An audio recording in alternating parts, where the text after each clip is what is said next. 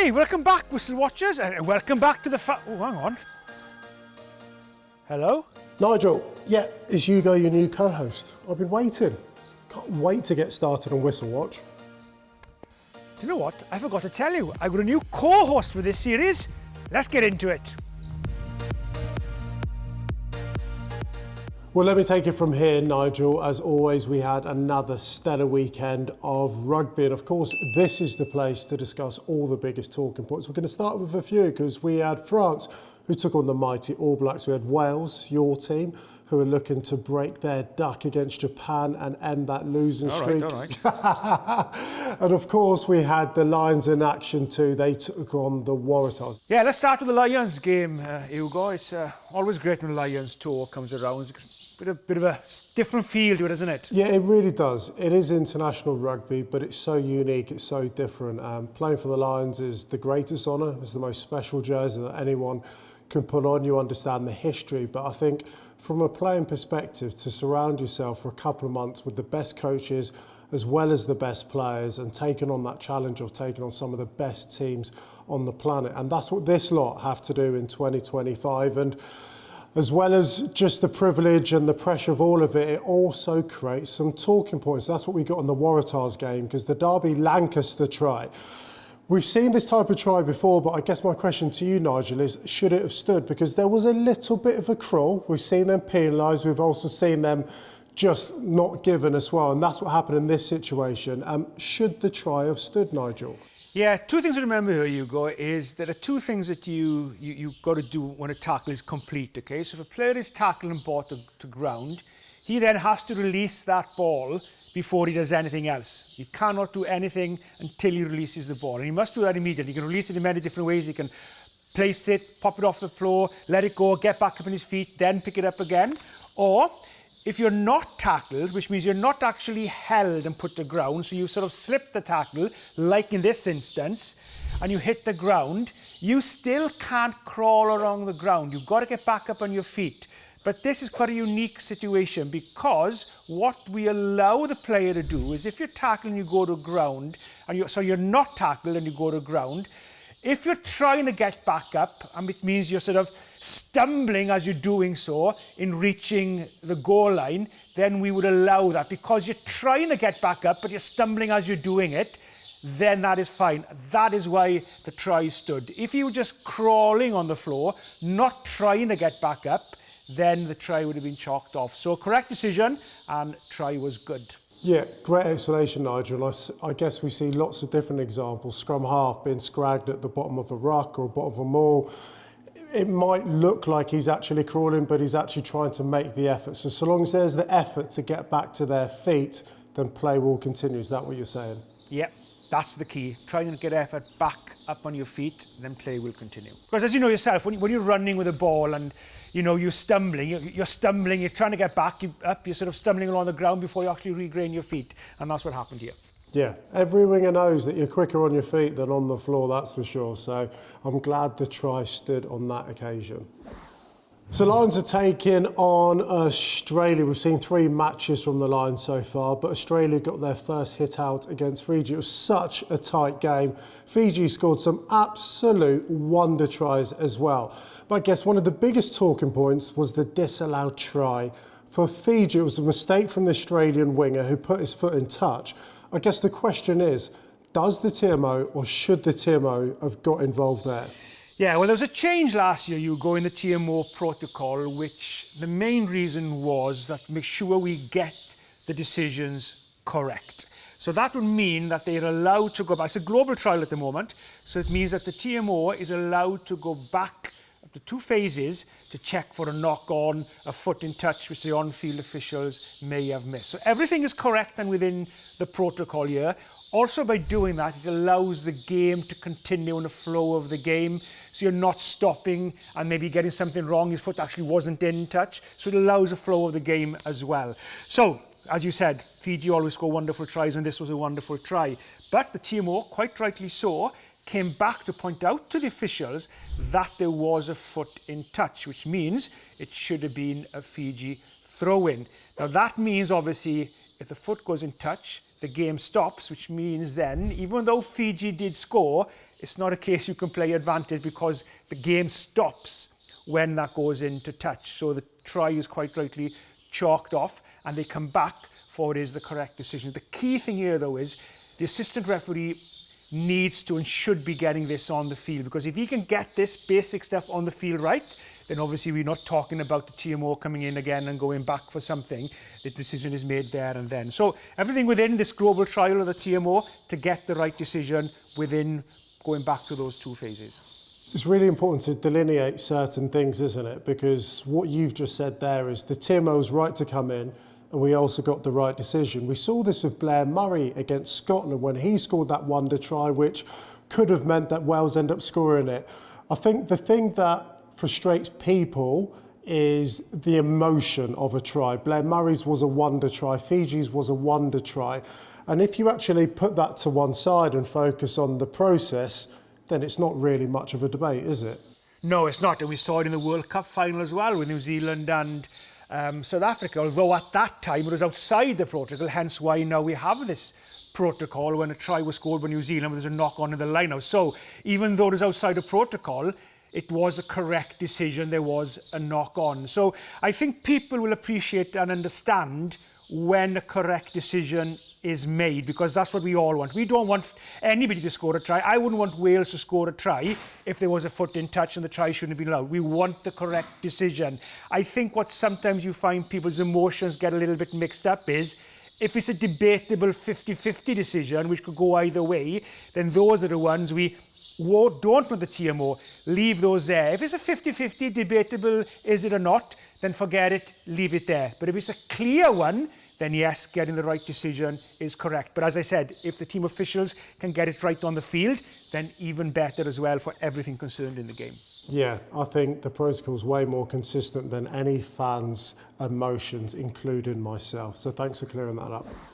South Africans, Italy was a brilliant game, perhaps a lot tighter than what a lot of people were anticipating. There's a couple of decisions all within the same sequence, so let's break it down. The first one was the tap or no tap, Nigel. Should a free kick been awarded to the Springboks? Yeah, so you go, when you get a free kick and you take, unless you're kicking it to touch or kicking it up and under, obviously, then if you're going to take it quickly or run it, the ball has to travel through the mark. So if it's in your possession in the hands, you tap it with your hands, but the ball has got to visibly leave your hand. If the ball is on the floor, then using your foot, you've got to tap that ball in any direction really, just a little movement through that mark. That's what brings the ball back into play, hence what that law means, because until you do that, the ball is technically still dead, the game is on stop. So what brings it back to play is that little tap, or if you have the ball in your possession, you're going to kick it. It's that movement of view, what we talked about earlier, that's what brings it back into play. So you have to do that. If you don't do that, it's a scrum to the opposition. The free kick is void. So in this instance, it didn't travel through the mark, so it should have been a turnover and a scrum to the opposition. Well, perhaps a bit of rugby poetic justice, because only a couple of phases later, try was actually disallowed. And so I guess to compare and contrast from what we saw in the Waratahs game versus what we saw in the Springboks Italy game, I'm sure you're on the side of the referee here and the right decision was given. The key thing here, Ugo, is that there was a tackle complete. So that's key as well. So the player is tackled and he's brought to ground. Now, if you tackle somebody, you're holding somebody upright and you sort of throw them to the ground, that is not a tackle. Tackle not complete. It could also deem to be dangerous play because you're throwing somebody to the ground. But in this instance, he's tackled him and he's put him to ground, brought him to ground, so the tackle is complete. Now, as you said, what we discussed about earlier, if the tackle is complete, that player must release the ball before regathering his feet, and then after that can he only play the ball. But what does the player do here? He's tackled and he actually gets up with the ball. If the tackle wasn't complete, it would be play on, but because the tackle is deemed to be complete, he has to release the ball. So as you said, poetic justice, the try is quite rightly chalked off. Yeah, some brilliant talking points for that game. Another fabulous game, so let's see how they get on this week. Nigel, on to New Zealand against France. There was so much debated about the strength of this French side that was going on to take New Zealand. If you missed this game, then where were you? Because it's probably the game of the weekend. It was absolutely sensational. Just as well they weren't full side because they gave New Zealand a run for their money, didn't they? You're right. If they did have a fit Antoine Dupont and an Intermac and a Thomas Ramos, they may have even won the game. It was a phenomenal game. So many brilliant tries, so many brilliant moments. And of course, once again, some more talking points. Nick Berry was the man in the middle. He was refereeing the game. But a point that often gets brought up, and I'm sure we get asked it all the time, is about advantage. When is advantage over? How long is advantage? It doesn't seem to be all that binary. So Nigel, when is advantage over? Yeah, how long is a piece of string? Well, there's two types of advantage, first of all. You obviously have the penalty advantage, which tends to be a longer advantage, and you have a knock-on advantage, which seems to be pretty short, maybe a couple of phases, couple of 5, 8, 10 metres gaining ground. So the key thing to remember on advantage is this. The main philosophy is a team, it's not a case of, right, play on for the next 5 minutes until you score and then advantage will be over. You don't get 2 bites of the cherry. It's not a free pass to do anything you want until you gain a huge amount of ground or any points from it. There comes a time when advantage is over or the referee decides it's not over and we go back. So on the knock-on advantage, and also the other thing to remember on advantage is a team must not be under undue pressure to take the advantage. So for example, let's look at a kick. So a player has a ball from a knock-on advantage. If he's under pressure to kick it and he rushes the kick and it's a poor kick, then it would deem to be no advantage because you're under pressure taking the kick. Now, if you've got plenty of time, so you sit back in the pocket, you've got plenty of time to think about it, and you put a poor kick in, then the referee may well decide what advantage was over because you weren't under any undue pressure and you've got plenty of time. It's your own fault that you didn't take advantage. So those things to bear in mind. Now, in this instance here, it's a very difficult one, but most referees would deem to be a kick that's gone out on the full would deemed not to be advantage. So you would go back then for the advantage. But as I said, it's a personal thing. If a referee you feel, well, hang on, you've got plenty of time. You were sitting on the ball for 5 seconds before you had to kick it. You've got plenty of time.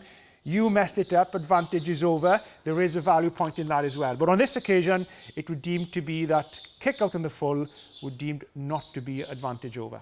I think this is one of the parts of the game that really, really frustrates me because it's totally subjective and there doesn't seem to be a guideline for it.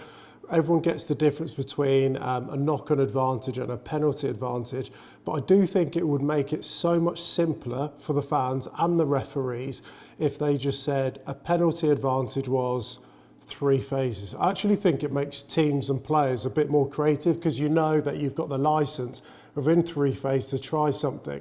But the minute the ball goes into the 22, we could see a penalty advantage go on for 2 minutes, and then brought back. And I just think it makes it harder for teams as well as fans to be able to follow. So that's a recommendation that I would bring in. What about you? Yeah, I tend to agree with you on a part of it. So once you go to the 22, it shouldn't be a free pass. You've got the ball now for however long you want until you score. There needs to be a certain time on it, or the referee decides, well, hang on, this has gone on long enough. Either it's over or we go back. Your original point, Ugo, is quite a value point, but the only thing I would put you to this is if players or teams knew that they've only got 3 phases to take their advantage, I'm pretty sure that most teams, captains, coaches will be telling their players, don't take the advantage, don't risk not getting points within 3 phases. So that is probably why it's very difficult to put something in place to make it very definitive, because I'm sure the players will decide, oh, I'm not going to risk 3 phases. I don't want the advantage. I want the penalty and kick for 3 points. So what you would find then, maybe teams would be less reluctant to take the opportunity for advantage. And that's probably why it's difficult to write something in place. Yeah, that's actually such a good point, something I've never considered. And makes it so hard, I think, to be able to get that balance right between referees, lawmakers, as players, as well as fans, to make everyone happy. Can we focus on another incident from that game involving Tom Spring? You and I, we've got history of this potential type of situation going back to 2009, the famous Bloodgate game with Leinster and Harlequins, and I'm certainly not suggesting this is anything of this ilk. However, Tom Spring, and for those eagle-eyed viewers out there, looked to have had a leg injury. France had already deployed their whole bench, so they couldn't be able to make a replacement. Tom Spring then goes off for a HIA, and this is so important, this differentiation right here.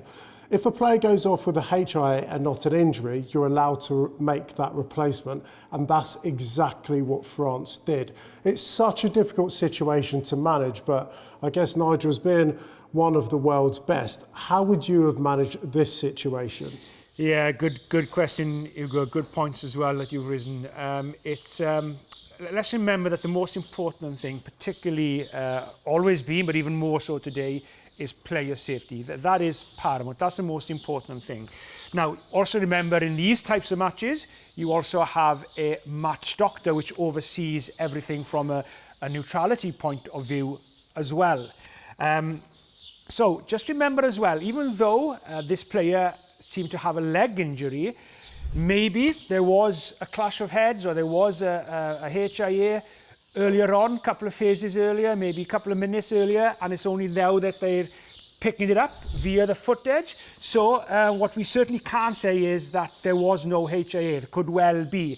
But as you quite rightly pointed out, that player, if it was only a leg injury, they would not be able to bring anybody on. Whereas if it's HIA or blood, then you can. So obviously, they would have been looking at footages to see that there was an issue here, and then if they deem it to be HIA, as player safety is paramount, then they are entitled within the laws of the game to bring somebody on. So as a referee, even though on that field, you have the final say.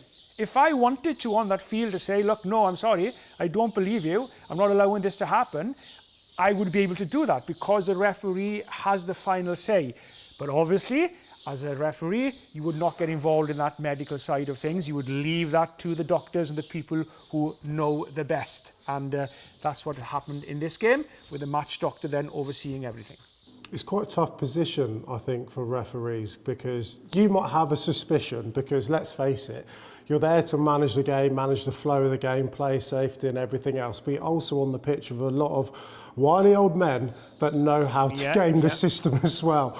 And so you almost need to swallow that instinct that you have and trust the people in their trained profession to be able to make the call regardless of what you might think, and then whatever might happen and come after the game, allow that to be exactly whatever that might be. Is that fair? Yeah, that's correct. That's a fair point as well. And let the process, trust the process and let the process take place. Nigel, something to analyse from the Billy Proctor try/no try. At first glance, it looks like he's in complete possession of the ball. But Nick Berry, the man in the middle, and he says, and I'll read it to make absolute certainty of it, because he's in possession, he needs to remain in full control. And so from what we've understood, as long as a player was in contact with the ball the whole time, it didn't matter that they had clear control of it or not. Nigel, has something changed here? Yeah, probably slightly, Hugo. There was a bit of confusion a couple of years ago of what was separation, were they in control of the ball, and they overcomplicated something that was quite simple. So what they've done is simplify it up. So the World Rugby process now is all on control. So are you in control of the ball? Are you in possession? Two hands or one hand? Separation, so if the ball loses your hand, so separation, and obviously then pressure as well if the ball is not in your possession and already on the floor. So this is what it's deemed to be, okay? So let's go back to why you have this separation control bit. The law says that if a player loses control of the ball, that he must regather it before the ball touches another player or the ground or anything else. If that's not the case, then it will be a knock-on. So hence why we have this in control and no separation. So what they judge on here, if you look at the player who goes to score the try, when he reaches out, that ball now has left his hands, a slight bit of separation there. Well, that means he was not going to be able to regather that ball and the ball touches the ground. So therefore, because of the separation, he's not in control of it, he's lost control, and because it means he's touched the ground before he's unable to regather it, then it becomes a knock-on under the law. So it's keeping everything consistent with that ruling of what the law is. So in this instance, quite right decision, lost control, no try. And the All Blacks had another try chalked off, Nigel, this time via Will Jordan. We see this type of attacking shape all the time. And I guess in law, if a ball carrier is in front of the ball player, makes contact with a defender, then that's an offence. But how do you manage it? Did we get to the right decision? And is it something that is just based on feel, and how much can you apply the law book to it? Yeah, a lot of it is to do with the law book, obviously, but a lot of it to do with the feel as well and the outcome of actually what has happened. So if you think of all the instances in the game where a player will be in front of a teammate who has the ball, who last played the ball, but you don't penalise them unless they affect play or affect what happens next. So not every player in front of a ball carrier is going to be penalised because we have the effect of what he was doing there. So in this instance, the key thing here, Ugo, is this. If you look at when the dummy player, when he actually is about to make contact, he's actually in line to be able to receive the pass, which means he's not offside because he can receive the pass. And in that moment, he's able to receive the pass, then contact is made and then the ball is passed away. So that player actually hasn't committed an offence. So in this instance here, it shouldn't be obstruction because the dummy runner was in a position to receive the pass when the collision happens, which means the defender initiated the contact as well. So the key thing is here, these are the ones we don't want the TMO to come in for. These are the 50-50 referee feel of it. Nothing wrong here. So TMO should be keeping away from these. So the TMO shouldn't have come in here. And the correct outcome should have been, Ugo, that the try should have stood. So it should have been a try to New Zealand. I completely agree. And that's why I asked the question about feel, because in these borderline where the ball carrier or dummy runner is flat and in a position to be able to take the ball, when I see penalties given, I actually think it bails out bad defenders that have just made poor reads, because ultimately, as an attacker, you want to overload one defender and you want them to make the wrong call. And sometimes when they do make the wrong call and hit that dummy line runner and they get the penalty, I'm like, that's great attack, that's poor defence, attack should be rewarded for that.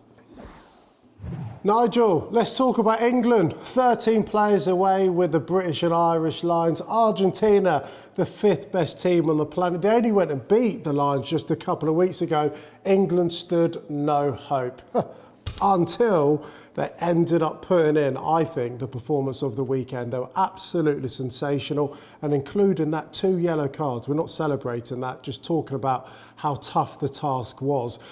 Let's start with the Alex Coles one and that yellow card. What did you make of it? Yeah, before we go to that, Ugo, I've landed up doing that fixture every Lions series. So 2013, I did the England tour to Argentina, 2017, and for some reason, England really seemed to play well out there in Argentina during that Lions year. It was great games of rugby, and I was involved in them twice in the past. So you're quite right there. England again, great on the weekend. And what about George Ford? 100 caps. What a great player, wonderful person as well, and still doing the job for England. I reckon he's probably one of the least heralded Test centurions out there. Always just brilliant, a master of his craft. He's probably the closest thing to having a player coach out on the pitch. So for him, not just to lead his team, for them to get the victory, another classic George Ford drop goal as well. He was brilliant, so outstanding. No debate about that, but a little bit of debate around Alex Coles. What was your read on it, Nigel? Yeah, so first of all, we have a player upright. Okay, so remember what the referee will look at. We have an upright tackle. There's nothing illegal in an upright tackle. Now, this could be another conversation, but at the moment, there's nothing illegal in making an upright tackle. It only becomes foul play If you're upright and you're not making an attempt to lower your body and you get it wrong and you have head contact, then we move into the process and the framework and we move into the foul play area. So in this instance, we have a player upright, we have head contacts, we do have foul play. Now, there could be a conversation around, is it high degree of danger? Is it low degree of danger? That is different as well, because if it's high, it would be a red card. If it's low, it would be a yellow card, even if there was no mitigation. Now we move on to the next process here, which the officials feel that there was mitigation. The mitigation was a sudden change, whether it be height or body angle, in the ball carrier, which contributed to the tackler getting the timing wrong. And because the actions of the tackler was not always illegal, so he's not leading with the shoulder, he's not leading with the head. If that was the case, the mitigation is out the window. But he was upright, so he was making a process of a legal tackle. Nothing illegal in that, which means the referee can apply mitigation. And in this instance here, the mitigation that they feel was there was enough movement from the ball carrier to apply the mitigation, which brought it from a red down to a yellow. So, and I think it's the right decision. For me, it doesn't look like a red card. Whether it's because it's a low degree of danger, whether it's mitigation, it doesn't look to me like a red card. So the yellow card is the correct outcome. You could debate the reason why, but for me, yellow card, correct decision. What's your view on it? I thought it was the correct decision purely because he was a passive tackler, and by passive, and I do a lot of work in these working groups with referees, coaches and players, and the biggest and the cue for what's passive and what is an engaging player is, and I know this is really technical, look at a player's heels. If a player's trying to make an aggressive tackle and come forward, you get onto your tiptoes. If you try and move forward, if you take a step or try and accelerate, you go onto your toes. So that's the action any player takes when they're trying to engage. A passive tackler has his heels on the floor because they're planting or wanting to go backwards. And that, for me, it makes such a simple cue to a referee or to a fan. So always watch the heels when you're listening to a referee make their decision. And to elaborate on that point, Nigel, I think the best referees are the best broadcasters, hence why you're a broadcaster. How important is it, the language which is used and the way in which a referee comes and effectively demonstrates what their decision is? Yeah, that's really important, really, because remember, rugby is a very complex game, and as you just pointed out, a very, very technical thing, but a very, very important thing to take into account when we have a situation like this, because if you're planted and you're absorbing the tackle, then obviously the impact is going to be much less than if you're on your toes, you said, and going forward. So a very, very technical point, but a very, very important point. And that's important when referees explains these decisions so the people can understand. Because somebody watching that game will be maybe quite rightly going, well, I've seen a red card given this, I'm just not seeing how this is any different. So it's really important to explain, like we're doing here, on why this was a correct yellow card and not a red one. So Nigel, I wasn't in charge of the running order, but for some reason, we're only talking about Wales now. What on earth is going on? Hey, it's tough times, Ugo, it's tough times. It really is tough times. I'm laughing, I'm not teasing. Well, I am teasing, of course, but I don't take any pleasure, not too much pleasure out of seeing Wales. It's another loss, and they somehow can't find a way of getting this W. I was expecting them to beat Japan, especially after a brilliant first half lead. But there was an incident that absolutely helped Wales because a penalty try and a yellow card was given. The ref judged that the player deliberately knocked the ball out of play. Was this the right call, Nigel?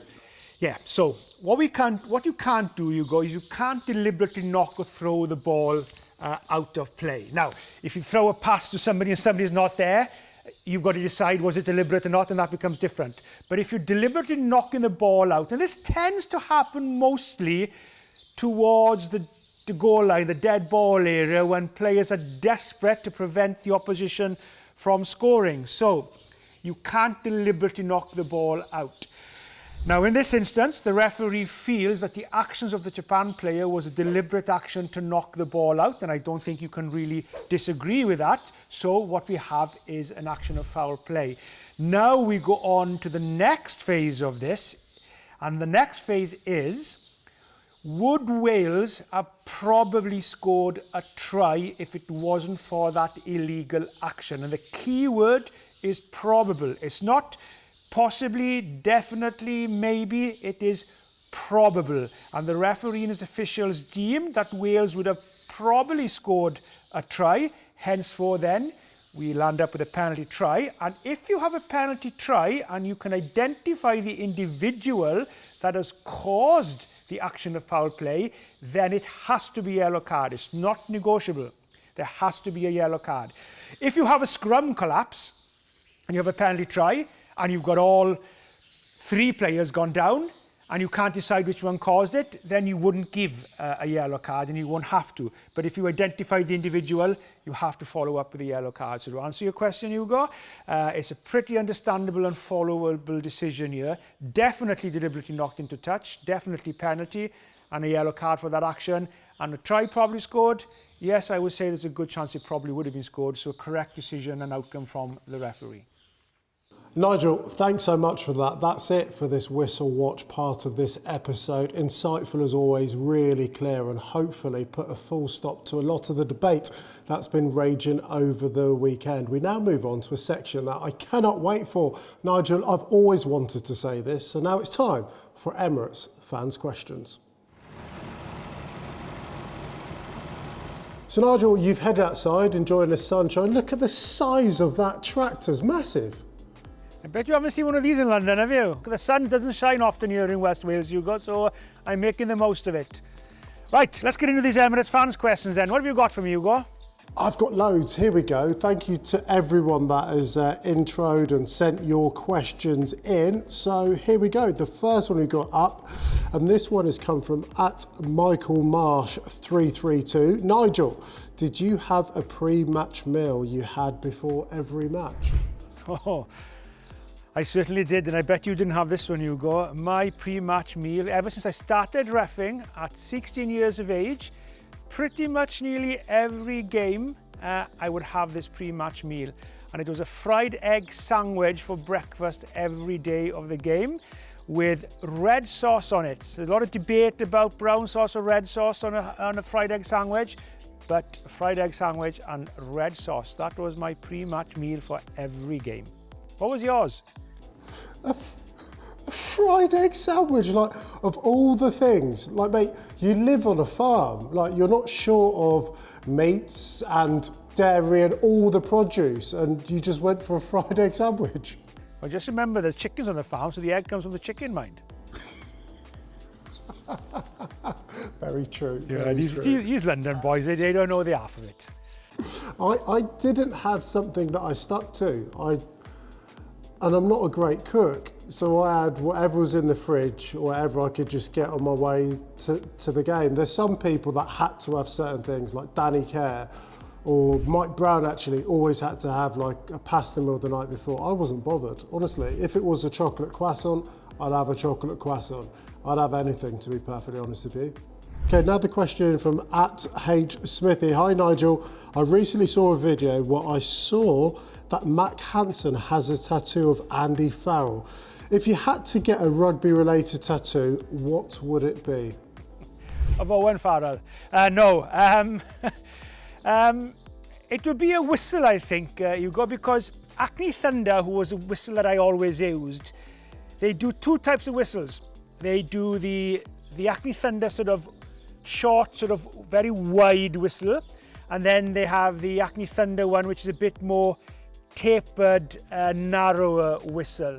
And I always used the narrow one. And the reason why I always use the narrow one was because when the crowd sometimes shout at you as a referee, shove your whistle up your...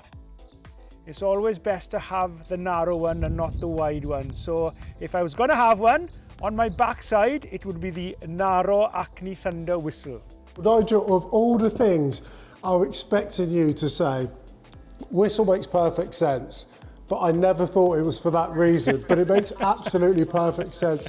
Some brilliant questions, but even better answers. Nigel, thank you so much for that. So please keep your questions coming. You can just contact us via World Rugby on all their social media platforms, or you can come at me directly. And of course, you can email and inbox Nigel too. Now then, Ugo, we're heading into the Lions series just round the corner, business end of the season. And tell me, as somebody who was a Lion yourself, 2009, what's it like in that week before when you get the nod? How does it happen? There's just a huge amount of pressure, but it's a great pressure because being part of the Lions and being part of the conversation is exactly where you want to be and how you want to be thought about. You're laser focused on the players who are playing in what you deem to be your jersey. So it's a great time, but if there is a time to be peaking in terms of your form, it kind of feels like it needs to be this week. The only controversy so far around the Lions series, I'm sure we'll be talking about a couple during the test matches themselves, but Owen Farrell's selection, understandable, I guess. You've got a winner, you've got somebody with experience, maybe that sort of mental toughness is maybe lacking as experience in this Lions squad maybe, so totally can see where he's coming from at that point of view. Probably what's brought people talking is the lack of his game time. Has he gone past his best? Hasn't played international rugby for 2 years, hasn't played much rugby in the last 10 weeks, and obviously the player he was replacing as well. So what did you make out of the selection of Owen Farrell? Yeah, it's a really good conversation. It's funny, Owen Farrell's someone that often creates a lot of debate and sometimes polarised opinions. I think there's two tracks to discuss it and analyse it, and there's the headlines and then there's the context. The headlines are, you've got a test match warrior, a test centurion, someone who's on his fourth Lions tour, and that's against the backdrop of, I think there's 26 players on this tour who are Lions for the first time, so the wealth of experience he brings is unmatched. The context to it is what you've already just alluded to. He hasn't played test match rugby for 2 years. He hasn't actually played any rugby for a couple of months, and he's just recovering from a groin injury as well as concussion. So what state is Owen Farrell currently in? What he has above, I think, a lot of international players is mental toughness, resilience and experience. And him being able to play in a couple of different positions, I don't think he's gone there as a 10 actually, because Finn Russell, I think, is going to be your 10. I think he's gone as an alternative at 12. We've got Bundy Aki and Shoni Tuipulotu, who are both brilliant, world-class players, but Owen Farrell is very different to them. And if they've lacked for continuity, cohesion and connection, then Owen Farrell might be that extra set of eyes and pair of hands to be able to link the rest of that back play, but he's got to play. He's not playing against the Brumbies, which means he'll have one opportunity this Saturday. And is that enough game time to be able to get and catapult Owen Farrell to the very best of what we've seen of him going back a couple of years ago? So the jury's still out. He understands that pressure, but he's someone who loves the debate and always rises to it. So I guess for everything, let's just wait and see. Yeah, certainly a test winner, that's for sure. Well, listen, this is usually my job, but I'm handing the reins over to you, Ugo, to say goodbye to everybody. Diolch, Nigel, I think's right in Welsh. Yeah, Thank you, Nigel, thanks so much. I've absolutely loved my first episode of Whistle Watch and can't wait to do it again next week, because we'll be discussing, dissecting, as well as answering all the big talking points and decisions from the world of rugby, as well as answering your Emirates fans' questions. Nigel, take care, and I'll see you again soon.